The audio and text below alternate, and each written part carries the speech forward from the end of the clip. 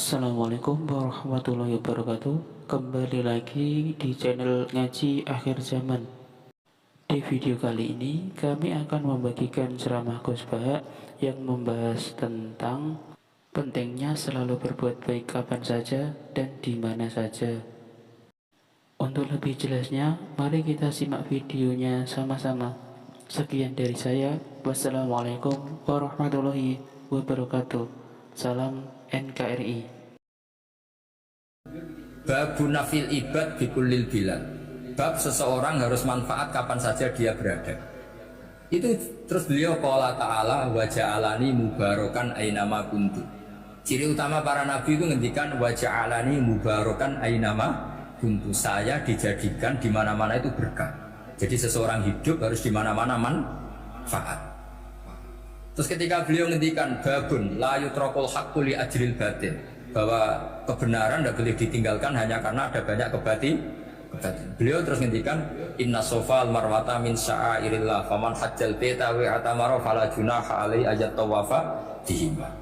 Jadi di sofa itu ada berhala namanya Isaf, di Marwah ada berhala namanya Nailah, atau sebaliknya pokoknya Isaf dan Nailah. Terus sahabat kalau mau sa'i itu merasa dosa karena harus melewati berhala-berhala itu. Sehingga mereka tanya, ya Rasulullah, saya ini tetap tawaf gak? Padahal di tempat-tempat itu ada berhala. Terus kata Allah, tetap tawaf. Nah, tetap tawaf ini artinya apa? Melakukan barang hak meskipun di situ banyak kebatilan. Itu manhajnya para orang-orang alim kita. Mbah Mun, Mbah Mus itu ya berkawan sama orang yang macam-macam. Kamu tidak usah ngeritik. Itu fikihnya sudah kelas tinggi. Fikihnya tuh la yutrakul haqqu li ajlil batin. Saya di mana-mana cerita. Saya punya kitab namanya Khilyatul Auliya wa Tabaqatul Asfiya. Itu syarat kamu kalau daftar wali harus punya kitab itu. Khilyatul Auliya wa Tabaqatul Asfiya. Itu karangannya Abu Nu'aim Al-Asfihani. Kitab itu yang jadi indukan Ihya ketika menyebut manaqibul akhyar. Kita tahu Ihya kalau bab tasawuf mengikuti Kutil Qulub yang dikarang Abu Thalib Al-Maddi. Kalau fikih tentu beliau mengikuti Imam Haromen gurunya, yaitu kitab Nihayatul Matlab fi Dirayatil Madhab. Kalau manaqibul akhyar beliau ngikuti kitab Khilyatul. Dan ngikuti itu penting kalau dalam tradisi kiai. Gak boleh seorang kiai kok mikir sendiri, namanya mustakil. Kalau mustakil itu mubtadi', bikin tatanan baru dalam agama. Justru ulama itu harus niru sebelumnya karena sanad itu harus musalsal. Gak boleh Imam Syafi'i bilang haram terus kamu bilang halal, terus murid kamu bilang makruh, terus muridnya kamu ya pokoknya khilaful aula. Tidak boleh gaya-gayanan gitu. Kalau di kampus plagiat itu dilarang, kalau di pondok itu wajib. Makanya banyak kalau tes itu ngerpek, karena belajar itu tanpa batas katanya. Lu kok ngerpek? Buatan ya, jadi belajar kapan saja. Jadi buatan ngerpek, mutolaah pas tes. Kacau tuh santri ini. Mutolaah tapi pas apa? Tes. Itu dalam kitab Khilyatul Auliya diterangkan. Uniknya rawinya itu siapa? Sufyan bin Uyainah, orang yang sangat khusyuk, gurunya Imam Syafi'i. Kita tahu Imam Syafi'i punya guru zaman di Mekah itu namanya Muslim bin Khalid Az-Zanji. Dalam hadis ngikuti Sufyan As-Sawri sama Ibnu Uyainah. Tapi beliau intisabnya lebih ke Imam Malik ketika ngaji apa? Muwatta. Terus beliau punya guru usul fikih namanya Muhammad bin Hasan Asy-Syaibani. Itu Sufyan bin Uyainah dalam kitab itu diceritakan pernah suatu saat Isa sama Yahya, ini supaya saya tahu fikihnya Mbah Mun, fikihnya Mbah Mus. Isa sama Yahya itu satu nabi yang sama-sama muda, yang satu angkatan. Saya berkali-kali cerita, nabi yang satu angkatan itu ada 3, tapi yang 2 ini nggak level, yaitu Ibrahim dan Lot. Tapi nggak level karena Lot itu adalah pernah keponakan siapa? Ibrahim. Musa dan Harun, tapi Harun itu nggak levelnya Musa karena dia jadi nabi berdasar proposal Nabi Musa. Jadi Nabi Musa itu alsa, agak pelak, sehingga beliau kalau menjelaskan kesulitan terus pakai jubir. Makanya kemarin-kemarin itu ada wali yang kalau ngomong pakai apa? Jubir. Akhirnya Nabi Musa ngendikan apa? Waj'alli waziran min ahli Haruna akhi usdud bihi azri wa asyrikhu fi amri. Ya Allah, saya ini lisannya agak pati fasih, tolong Harun sing huwa afsahu minni lisanan, yang lisannya lebih fasih tolong jadikan nabi. Sama Allah dituruti, Harun jadi apa? Nabi. Tapi yang dapat wahyu Musa, jadi dia hanya jubir. Makanya seangkatan tapi tidak level. Yang seangkatan level itu hanya Yahya dan Isa.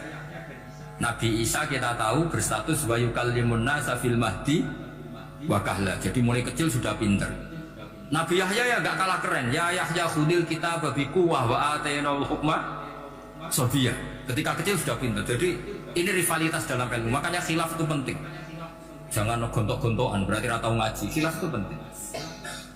Nabi Yahya itu kalau jalan-jalan sampai Nabi Isa, itu yang Nabi Yahya mesti tanya, aina khiyarun nas, rumahnya orang baik mana? Saya mau nginep di situ.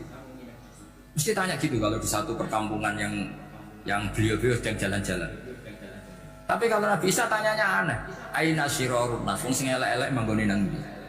Akhirnya ini kan terjadi debat. Tapi karena sama nabinya ya ndak debat usir terus kubu-kubunan kosong berapa sama kosong berapa, ndak, ini sama. Ya sama-sama kosong-kosong, sama-sama orang ikhlas itu kosong-kosong. Sama lama terus debat kecil. Kenapa kamu tanya aina khiyarun nas? Mana orang-orang baik? Jawabnya Nabi Yahya, ya kumpul orang baik itu enak, nyaman, teduh, enak. Nah kamu kenapa kau tanya mau nginep di aina syirarun nas? Ana nabiyun, ana tabibun, udawil mardu. Saya ini dokter, nabi itu dokter. Di mana-mana dokter menyembuhkan yang sakit.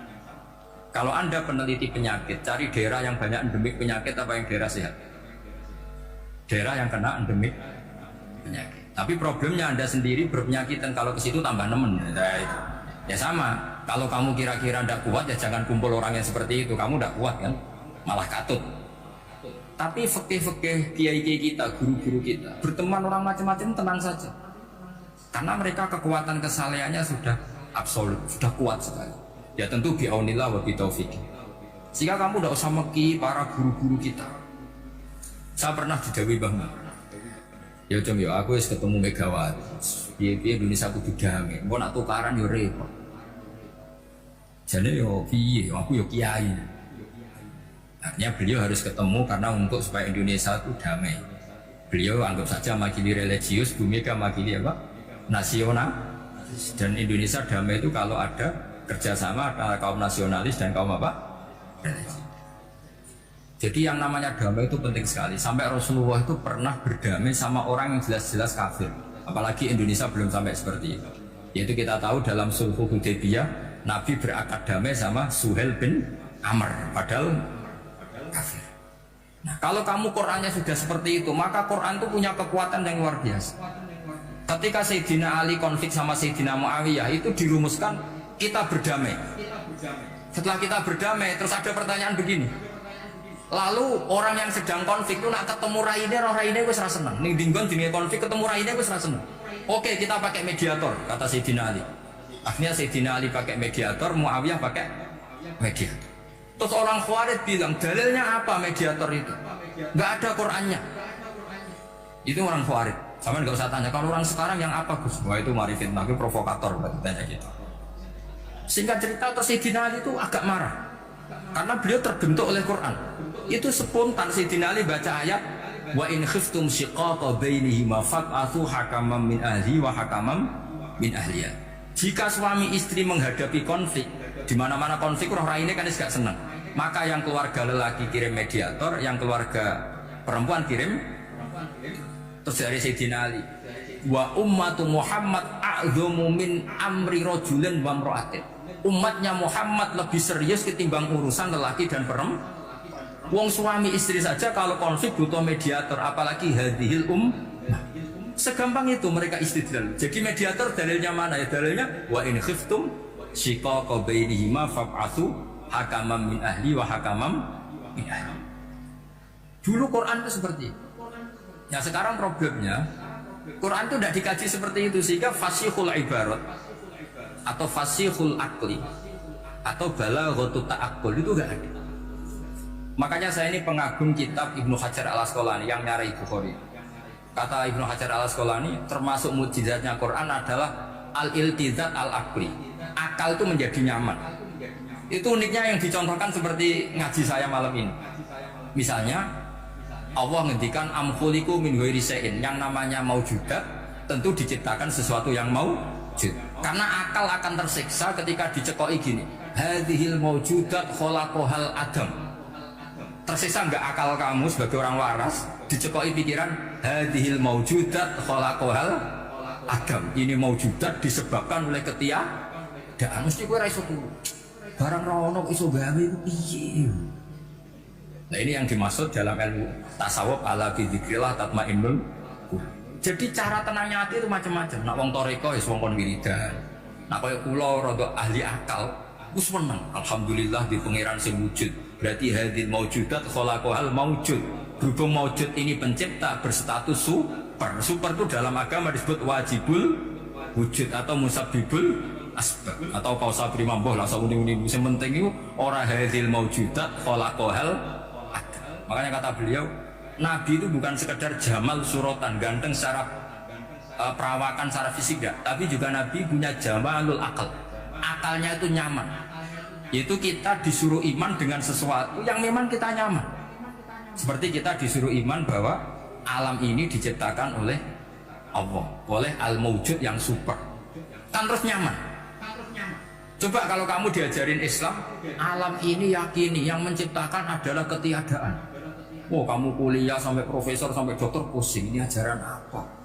Sesuatu yang tidak ada menyebabkan sesuatu yang ya itu namanya termasuk ajaran ini indah karena ada al-iltizat al-aqli, kenyamanan apa berpikir karena terusnya.